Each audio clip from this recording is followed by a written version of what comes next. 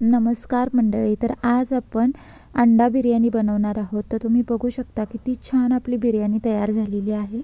चवीलाही अगदी अप्रतिम लागते. आपण 2 लेअरमध्ये ही बिर्याणी बनवणार आहोत. 2 लेअर आपण वेगवेगळ्या भरणार आहोत. तर व्हिडिओ स्किप न करता बघा. छोटे छोटे टिप्स मी सांगितले आहेत, जेणेकरून तुम्ही पहिल्यांदा जरी बनवत असाल तरी खूप छान टेस्टी अशी बिर्याणी बनून तयार होईल. मी इथे 4 जणांची बिर्याणी बनवते. त्यासाठी 4 अंडी मी इथे उकडत ठेवलेली आहेत. आणि आता त्याच्यामध्ये 1 चमचाभर मीठ घालून आपल्याला याला छान उकडून घ्यायचं आहे. मीठ यासाठी घालायचं जेणेकरून अंड्यावरची जी सालं आहे ती इझिली निघतील. मी सर्वात आधी एका वाटीमध्ये दूध घेतलं आहे. अर्धी वाटी दूध आहे. त्याच्यामध्ये केसरच्या काड्या घातलेल्या आहेत मी 2 पिंचसारख्या, आणि त्याला व्यवस्थित मिक्स करून घ्यायचं. दूध हलकं कोमट असलं पाहिजे. आणि ही प्रोसेस सगळ्यात आधी करायची, म्हणजे आपण दूध लास्टला वापरणार आहोत. तोपर्यंत केसर आहे ते मस्त कलर सोडतं दुधाला. तर मी दूध बाजूला ठेवलेलं आहे. आणि आता आपण चॉपिंग करूया. तर लसूण आणि आल्याची आपण पेस्ट करून घेणार आहोत. हिरवी मिरची बारीक चिरून घ्यायची. तुम्हाला हवं तर तुम्ही पेस्टमध्ये घेतलात तरी चालेल. आणि 1 टोमॅटो घेतला आहे मी, आणि 4 कांदे. ते इथे मी आलं आणि लसूणची जी पेस्ट करते त्याच्यामध्ये कोथिंबिरीच्या जे देठ असतात ते वापरलेले आहेत. याने छान टेस्ट येते, फ्लेवर येतो आपल्या पेस्टला. तुमच्याकडे देठ जर नसतील तर तुम्ही पानं जरी वापरलात तरी चालेल. आणि याची एकदम फाईन पेस्ट वाटून घ्यायची आहे. आणि सोबतच मी जो टोमॅटो घेतला आहे त्यालासुद्धा असा रफली चॉप केला आहे. आणि टोमॅटोची सुद्धा आपल्याला एकदम फाईन प्युरी तयार करून घ्यायची आहे. तुम्हाला शक्य होईल तितकी फाईन तुम्ही प्युरी तयार करून घ्या. आणि ते ज्या मिरच्या मी घेतल्या होत्या तशा बारीक बारीक कट करून घेतलेल्या आहेत. आणि 4 कांदे घेतले. ते सगळे कांदे आपल्याला असे स्लाइसमध्ये कट करून घ्यायचे आहेत. बघू शकता. यातले आपण निम्मे कांदे आहेत ते तळण्यासाठी वापरणार आहोत आणि निम्मे फोडणीसाठी. इकडे आपली जी अंडी उकडत ठेवली होती तीही छान उकडली होती. गार पाण्यात डुबवून ठेवली होती मी, आणि आता त्यांना सोलून बाजूला करून ठेवलं आहे. आणि हे बासमती राईस आहे, लांब दाण्याचा जो बिर्याणीसाठी येतो तो. 2 कप राईस घेतलेला आहे मी, आणि 2 ते 3 वेळा स्वच्छ धुवून पाण्यामध्ये भिजवत ठेवला आहे. एक 15 मिनटं भिजल्यानंतर तो छान असा पटकन बनून तयार होतो. तर मी त्याला भिजवून बाजूला ठेवलं. आणि एका फ्लॅट कुकरमध्ये मी 2 पळीसारखं तेल घेतलेलं आहे. आणि त्यामध्ये मी आता अर्धा कांदा ॲड करते. तेल चांगलं गरम झालं पाहिजे. मग याच्यामध्ये कांदा घालायचा आणि त्याला चांगलं असं ब्राउनिश कलरमध्ये भाजून घ्यायचं आहे आपल्याला. तर बघू शकता छान कलर आलेला आहे. आता हा सगळा कांदा आहे तो चिमट्याच्या साहाय्याने आपल्याला एका गाळणीमध्ये काढून घ्यायचा आहे. आणि त्यातलं जे एक्स्ट्रा ऑइल आहे ते चमच्याने किंवा चिमट्याने दाबून आपल्याला पूर्ण काढून घ्यायचं आहे. हा कांदा आपण गार्निशिंगसाठी वापरणार आहोत. हा पूर्णपणे ऑप्शनल असतो, पण हा कांदा वापरल्याशिवाय बिर्याणीला ती म्हणावी तशी टेस्ट येत नाही. सो आवर्जून वापरा. तर हा कांदा मी बाजूला करून ठेवला. आणि जे तेल होतं त्याच्यामध्येच मी जी उकडून घेतलेली सोलून घेतलेली अंडी आहेत ती ट्रान्सफर केलेत. तेल मात्र एकदम हलकं गरम असलं पाहिजे. जर खूप हाय गरम झालं असेल तर गॅस बंद करून त्याला नॉर्मल टेम्परेचरवर आणायचं.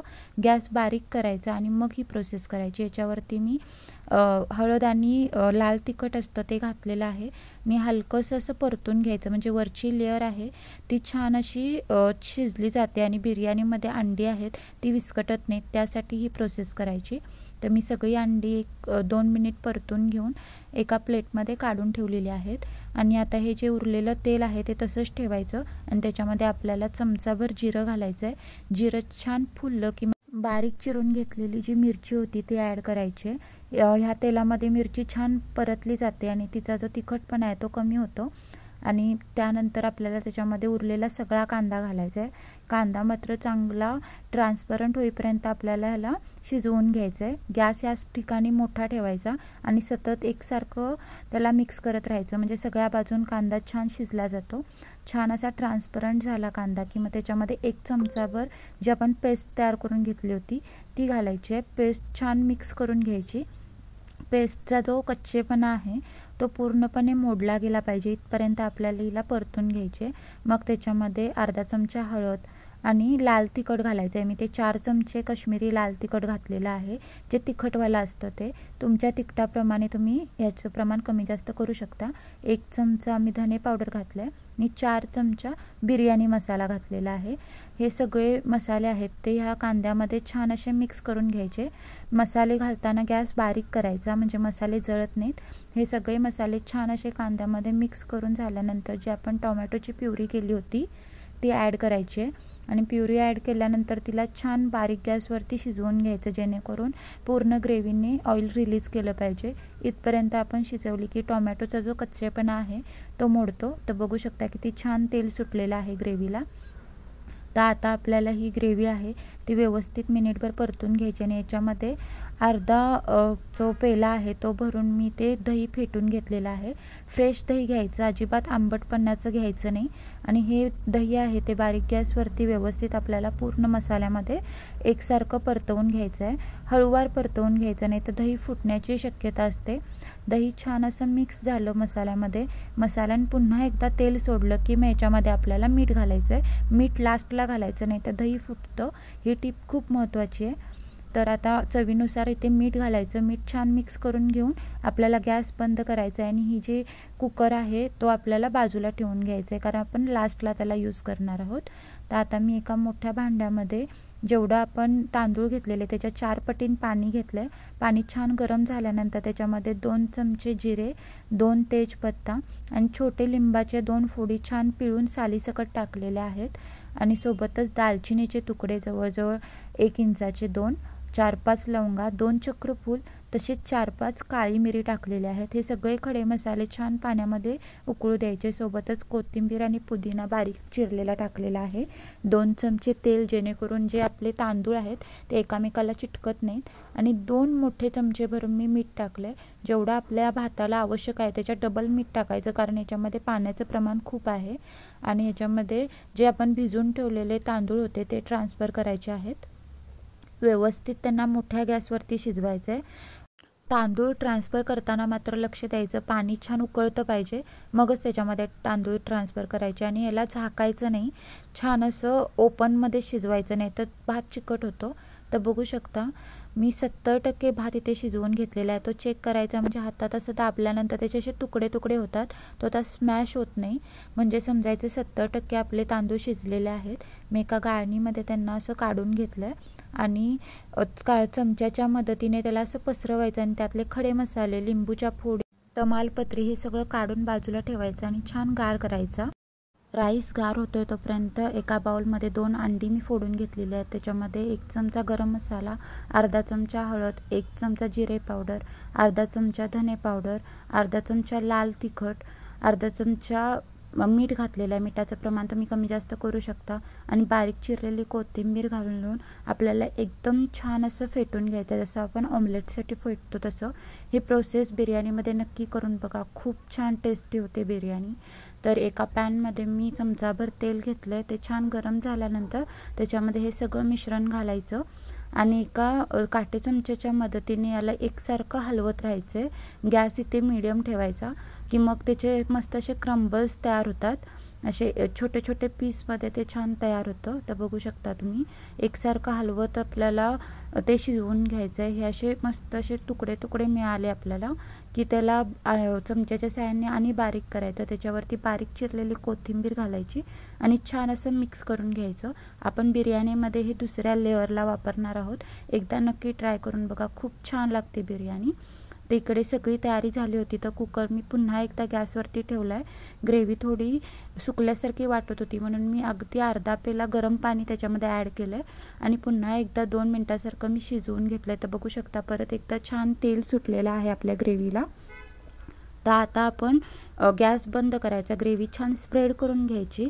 यावेळी मात्र जाड तळाचंच भांडं वापरायचं, मी ते कुकर वापरलं आहे। तुम्हाला हवं तर तुम्ही कोणतीही हंडी वगैरे वापरू शकता पण जाड तळाचीच घ्यायची म्हणजे बिर्याणी आपली मस्त अशी दम देऊन तयार होते।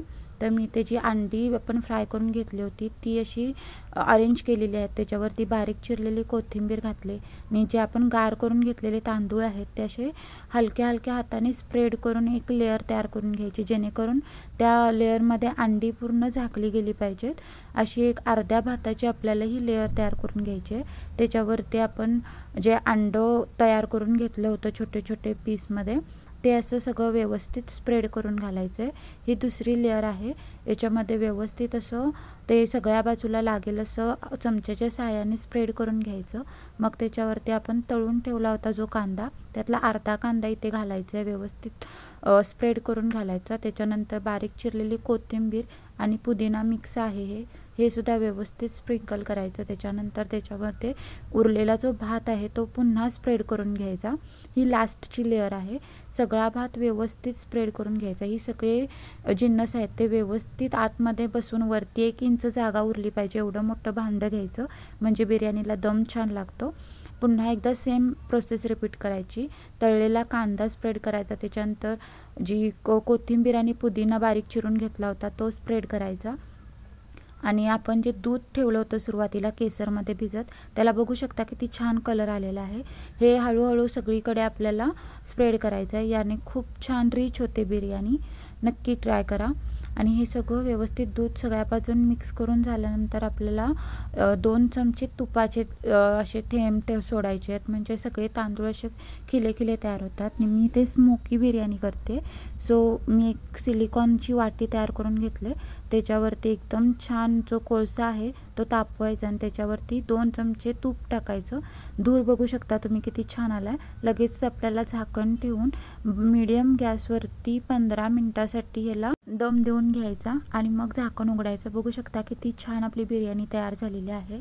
70% आपण तांदूळ शिजवले होते। जेव्हा आपण 15 मिनिटाची वाफ देतो, उरलेली कसर आहे ती त्याच्यामध्ये भरून निघते आणि तांदूळ एकदम परफेक्टली शिजला जातो।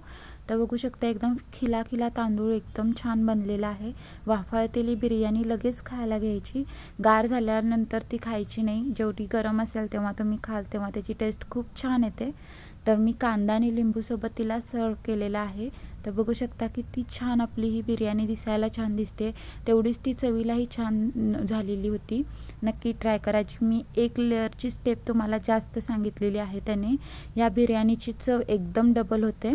तर आजची रेसिपी तुम्हाला कशी वाटली मला नक्की कमेंट करून सांगा। तुम्ही बघू शकता की अंडं किती इझिली कट होतं आणि ते असं बिर्याणीमध्ये स्प्रेडसुद्धा झालं नव्हतं, आहे तसं राहिलं होतं, कारण अंडं आपण तेलामध्ये फ्राय करून घेतलं होतं।